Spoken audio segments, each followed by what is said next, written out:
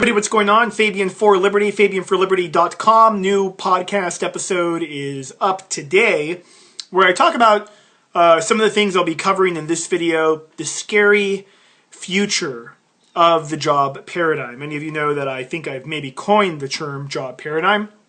It's a dated model, used to work in the 20th century. We're in the 21st century now, not working out so well. Unfortunately, a majority of Americans are not catching on to it. So I'm going to go through what I think are four important facts of the job paradigm, why it's failing, and what you do about it. I guess anyone's guess is as good as mine. I'll give you my opinion on what you do about it at the end of the video. First, I want to just let everybody know this Wednesday we're actually doing an entrepreneurship webinar at 2 p.m. Pacific time this Wednesday. It's free, and the information we're going to be sharing and revealing in that webinar stuff you could go apply right away to begin the process of becoming a value creator. Because ultimately, I think that we are going to have, I used to say we're going to have two classes, the elite and everybody else. But I actually think it's going to be more so of the elite, the 1% of 1%, the people that can basically steal trillions with impunity, that can get 0% lines of credit from the Fed, can speculate and go buy, $700 million worth of Andy Warhol paintings last year, that type of group. Then there's going to be, on the flip side of that, there's going to be the poor, or the former middle class, if you will, and poor lumped together.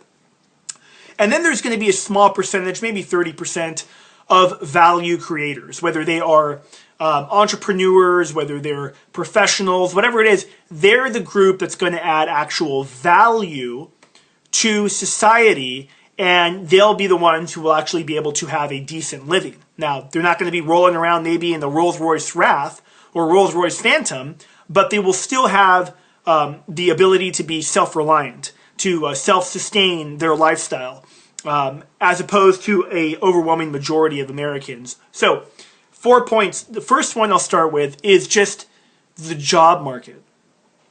Now, Forbes wrote a great article not long ago, actually two great articles that I'll source here, or that I'll talk about here. The first one was the labor participation rate. I've talked about this before, may not come as a shocker to you.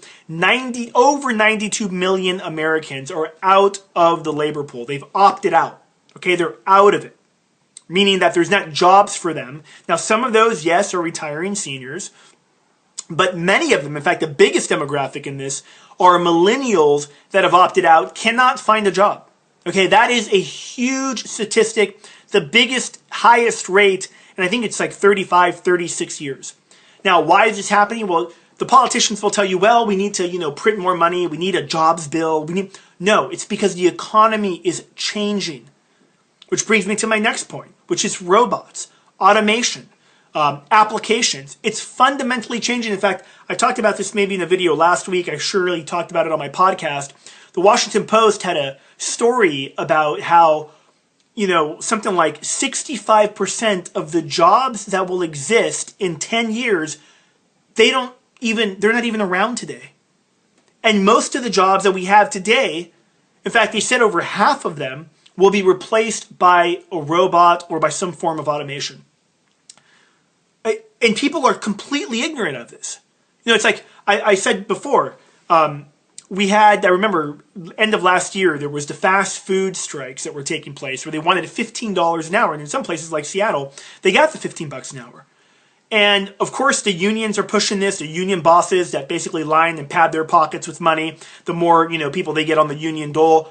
What they're not telling you is that the robot French fry machine maker and hamburger maker is going to take your job anyways in a couple years. So yeah, you might get $15 an hour for maybe a couple of years. And then after that, basically you're going to be completely out. In fact, pushing for ridiculous wages, not ridiculous in the sense that, it's kind of like saying, okay, the guy that makes French fries, if it's better to pay him a higher wage, why not pay him $100 an hour if that's good for the economy? What that does, as a business owner, just makes him say, well, I think I'm just going to invest in the robots because I'm not going to pay the guy $15 an hour when he's maybe worth $7 an hour. See what I'm saying? Now, you might not like me saying that, That may not be something that you like to hear or want to hear. It's just a reality of how a free market economy works. Okay? It's just a reality. I didn't make the rules. So we have automation and robots replacing over half, not my figure. That's a ton of different MIT, a bunch of other, top, universities and think tanks and economic professors, all these people. Over 50% of the labor pool will be replaced by robots. Here's the next one, is Obamacare. Obamacare and government entitlements in general have tipped the scale, pushed the entitlements to the tipping point where now 49%, almost 50% of Americans are on government assistance. Now, they just need to get 51% and it's game over for the Republic. I mean, it's almost game over for the Republic now.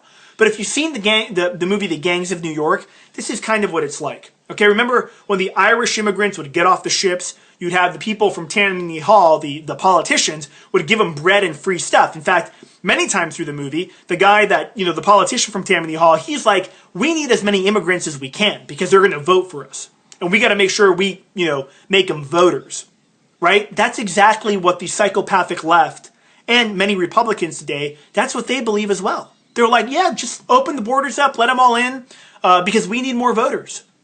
You see, if they control the population with entitlements, it's over. And that's the plan. It's so freaking obvious, right? They want to remove the equation of self-reliance from the picture. They want to remove that component from the equation and make it where, well, I can't do it myself. I need government. It is so abundantly clear. And you know what? For some people, maybe that's what they want. Maybe they want their life run by big government. I don't want my life run by big government. I want to teach my kids to not have their life run by big government. And the way you do it is by being able to opt out of this insanity. Because that's what it is. And it's like no one's holding up a sign saying, hey, the job paradigm is scary and it's freaking coming to an end. No. The majority of Americans will find out when it's too late to do something about it. Last point real quick is a college paradigm. Another paradigm on itself. Over $1 trillion in student loans. It is, again, 65% of the jobs today won't exist in 10 years. We're preparing kids in college today for those jobs. They're not going to have a job in 10 years. You know how many college kids I've met that work at Starbucks that have over 100 grand in debt? A lot of them. Because, I go to Starbucks or I'll go to a coffee place and I'll start talking to people. And they'll say, oh, I graduated from college. Oh, yeah, what'd you get? Oh, well, I got a bachelor's in Native American pottery making. I'm like, oh, great. What school? How much did it cost? So I start talking to them. And it's incredible to me. Really, it is.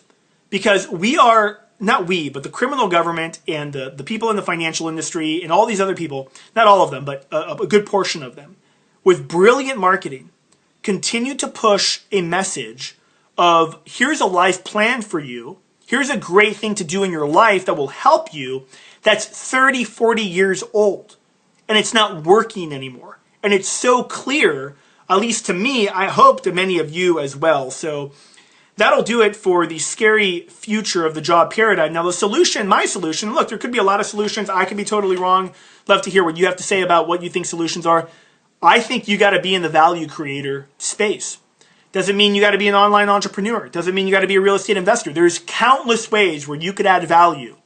Those that add value, add a lot of value. If you look at people that do really well in your own lifestyle, many of them are adding value in some capacity or another. The more value you add, the more financial compensation you get in return. You see how it works? Pretty simple.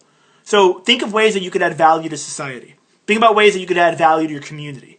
And that's what makes real free market capitalism so exciting, is that there's still that opportunity. Look, with all of the bad crap that I just talked about, I still believe we're at the golden age of business. I still believe there's tremendous opportunity for those that are willing to take it, because so few are taking it. There's more for those that do take it. You see what I'm saying? So that'll do it for me. Again, remember this Wednesday, 2 p.m. The link is down below to register for my Entrepreneur Academy webinar. It's free. A lot of great info we'll be sharing with you. I'm Fabian Calvo, Fabian for Liberty. Thanks for watching. I'm out.